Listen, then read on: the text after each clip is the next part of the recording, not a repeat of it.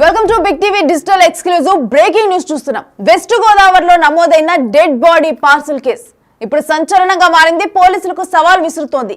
ఎందుకంటే ఈ విషయంలో దర్యాప్తు చేసే కొద్దీ కొన్ని కొత్త విషయాలు వెలుగు చూస్తున్నాయి. ముఖ్యంగా కూడా ఇప్పటి వరకు నిందితుడిగా అనుమానం ఉన్న శ్రీధర్ వర్మ కోసం గాలింపు చర్యలు కొనసాగుతున్నాయి. అయితే శ్రీధర్ వర్మ కోసం గాలింపు చర్యలు కొనసాగుతున్నప్పుడు కొత్త విషయాలు కొన్ని బయటకు వస్తున్నాయి. అవి షాకింగ్ గా కూడా కనిపిస్తున్నాయి. ఎందుకంటే శ్రీధర్ వర్మ కోసం ఆరా తీస్తే బయటపడ్డ కొత్త కోణాలను ఒకసారి చూద్దాం. శ్రీధర్ వర్మకు 3 భార్యలు ఉన్నట్లుగానైతే తెలిసింది.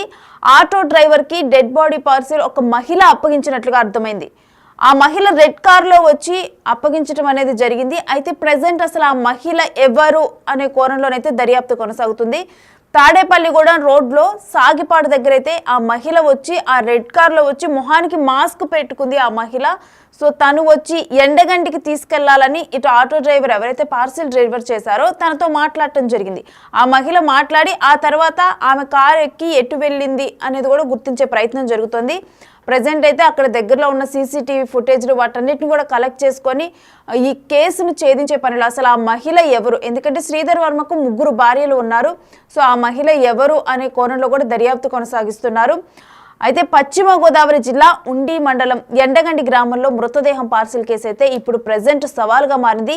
ఈ కేసులో కొత్త కోణం అయితే ప్రెసెంట్ ఇప్పుడు జరిగిన విషయాలు కానీ లేకపోతే ఈ శ్రీధర్ వర్మ కోసం గాలింపు చర్యలు కొనసాగిస్తున్నప్పుడు కానీ కొత్త కోణాలు అనేవి బయటకు వచ్చాయి. ఆ కొత్త కోణాలు కూడా పోలీసులకు ఇటు సవాల్గా మారాయి.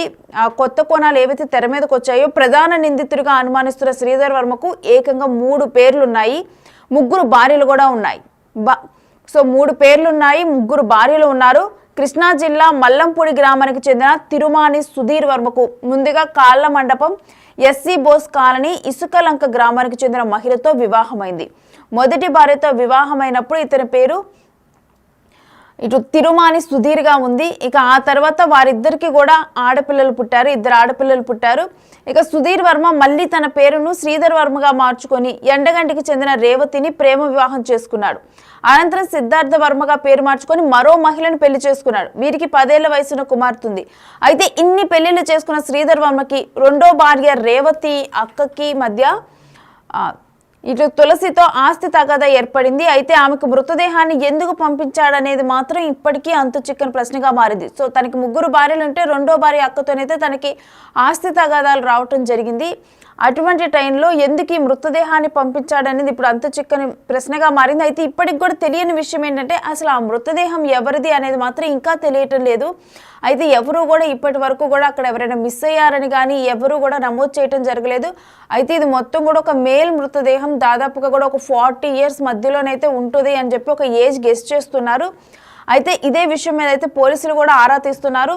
పోస్ట్ మార్టం రిపోర్ట్లో మాత్రం హత్య అనేది తేలినట్లుగా చెబుతున్నారు. సో ఘటన జరిగిన రోజు అంటే గురువారం రోజు భీమవరం నుంచి తాడేపల్లి మార్గంలోనైతే సాగిపాడు వద్ద ఎరుపు రంగు కారుల నుంచి ముఖానికి మాస్క్ ధరించిన ఒక మహిళ దిగటం జరిగింది. ఇక అక్కడి నుంచి పిప్పరకు చెందిన ఆటో డ్రైవర్తో పెట్టను ఎండగంటికి తీసుకెళ్లాలని కిరాయికి పురమాయించి వెళ్ళిపోయింది. ఆ తర్వాత ఆమె ఎక్కి కారు ఎటు వెళ్ళింది అనేది గుర్తించేందుకు ప్రధాన రహదారులపై ఉన్న సీసీ కెమెరాల ఫుటేజ్ని అయితే పోలీసులు పరిశీలిస్తున్నారు. ఆ పెట్టె తులసి ఇంటికి చేరాక అందులో మృతదేహం ఉన్నట్లు గుర్తించగానే అసలు ఆమె మరిది శ్రీధర్ వర్మ పరారయ్యాడని, అతడు కూడా ఎరుపు రంగు కారులోనే పరారైనట్లుగా పోలీసులు గుర్తించినట్లుగా సమాచారం అందింది.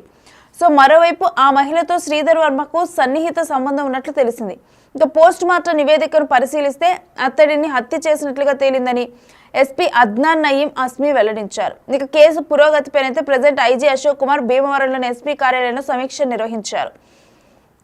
అయితే మరోవైపు అయితే చెక్కపెట్టలోని శవం ఎవరిదో గుర్తుపట్టడం కోసం అయితే పోలీసులు ప్రయత్నిస్తూ ఉన్నారు. ఎందుకంటే ముక్కలుగా కట్ చేసి 4 పెట్టెల్లో పెట్టి పార్సల్ చేయడం వల్ల ఆ మృతదేహం గుర్తుపట్టనంతగా ఉంది.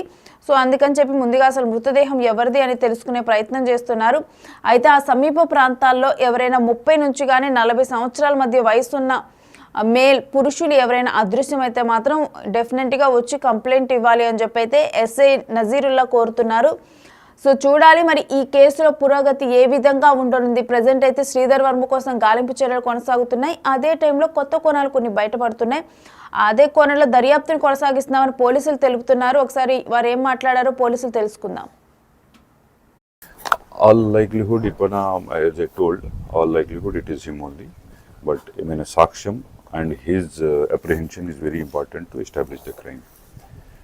Ajay sir గురించి sir has come and guided us in the investigation. ఈ 3 రోజుల నుంచి చాలా రకరకాలకి విపరీతంగా మన దగ్గర అన్హర్డ్ ఆఫ్ బిజార్ షాకింగ్గా మన అందరూ కెరియర్కి అట్లాగా ఫస్ట్ టైం అట్లాగా కనిపిస్తున్నాయి. మీకు కూడా I don't think there is any precedence to such an event. Sir ఒక కూల్ మైండ్లో as a superior officer he has guided and checked up all the investigation so far. ఇప్పటి నుంచి ఏమైనా whatever requirements are they దాని గురించి ఒక pathway కూడా మనకు ఇచ్చడం జరిగింది. దాంతోపాటు because we need help and support from other units and from other agencies also. Sir has spoken personal to all the people and we're getting help from all quarters in this case.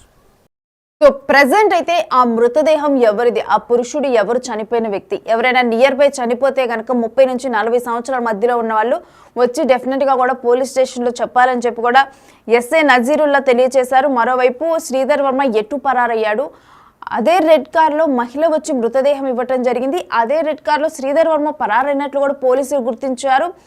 అసలు ఏంటి అంటే ఆ మహిళ ఎవరు, శ్రీధర్ వర్మ ఎటు పరారవటం జరిగింది అని చెప్పి కూడా ప్రజెంట్ సీసీటీవీ ఫుటేజ్ల ఆధారంగా అయితే దర్యాప్తు కొనసాగుతూ ఉంది. ఏది ఏమైనప్పటికీ కూడా ఈ కేసు మాత్రం డెఫినెట్గా ఒక సంచలనంగా పోలీసులకి సవాల్గా మారిందనే చెప్పాలి. దీనికి సంబంధించిన డీటెయిల్స్ అయితే మా ప్రతినిధి సురేష్ అందిస్తారు. నజీరా. పశ్చిమ గోదావరి జిల్లా ఉండి నియోజకవర్గం ఎండగండి గ్రామంలో సంచలనం సృష్టించినటువంటి పార్సిల్లో వచ్చిన మృతదేహం యొక్క బాక్స్ని పోలీసులు స్వాధీనం చేసుకుంటున్నారు. పంచాయతీ అధికారులతో కలిసి అక్కడ ఉన్న మొత్తం అంతా కూడా అది క్లియర్ చేసే పరిస్థితుల్లో ఉన్నారని చెప్పుకోవచ్చు. పూర్తి స్థాయిలో అది ఎంత వాసన వస్తుందని కూడా తట్టుకోలేక కర్చీఫ్ కట్టుకున్న మొహానికి ఆ సిబ్బంది ఈ బాక్స్ని తరలించే ప్రయత్నం చేస్తున్నారు. ఇదే బాక్స్లో మృతదేహాన్ని ఇక్కడికి తీసుకురావడం జరిగింది. ఆటోలో వచ్చిందని చెప్తున్నా కూడా అసలు పూర్తి స్థాయిలో అధికారులు అయితే దర్యాప్తు చేసే పనిలో ఉన్నారని చెప్పుకోవచ్చు. చుట్టుపక్కల ఉన్నటువంటి వారు కూడా తట్టుకోలేనటువంటి వాసన వస్తుందని చెప్పడంతో పోలీసులు కూడా త్వరితగతిన దీన్ని ఇక్కడ నుండి రిమూవ్ చేసే పరిస్థితులు ఉన్నాయని చెప్పుకోవచ్చు. ఆ డబ్బాలో అంత డబ్బాలో ఈ విధంగా మృతదేహాన్ని పెట్టి పంపించారంటే వారు ఎటువంటి వారు కూడా అర్థం చేసుకోవాలంటూ కూడా పోలీసులు చెప్పే పరిస్థితులు ఉన్నాయి. ఇప్పటికీ మొత్తం అందరినీ కూడా కుటుంబ సభ్యులందరినీ కూడా ఎంక్వైరీ చేస్తున్నారు.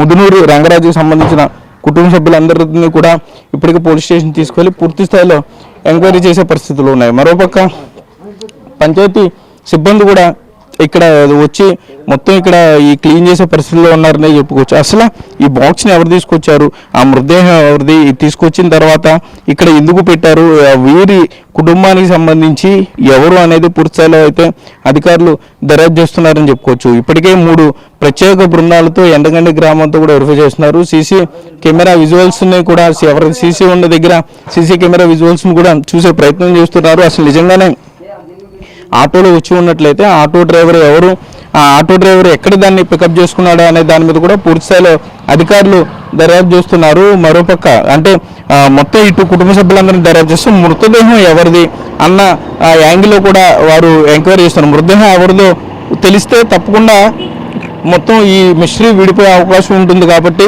పూర్తిస్థాయిలో కుటుంబ సభ్యులందరూ అరెస్ట్ చేయడంతో పాటుగా ముదునూరు రంగరాజుకు సంబంధించిన 2 కూతుర్ల బంధువులు అట్లాగే అల్లుల్ని కూడా స్టేషన్కి తీసుకొచ్చి ఎంక్వైరీ చేస్తూ తప్పనిసరిగా ఇటు పరిస్థితులు 24 గంటల్లో అయితే ఈ కేసుని ఛేదిస్తామని అధికారులు పోలీసు అధికారులు చెప్పే పరిస్థితులు అయితే ఇక్కడ ఉన్నాయి. కెమెరామెన్ భాగ్యరాజ్తో సాగర్ బిగ్ టీవీ ఎండగండి గ్రామం నుండి.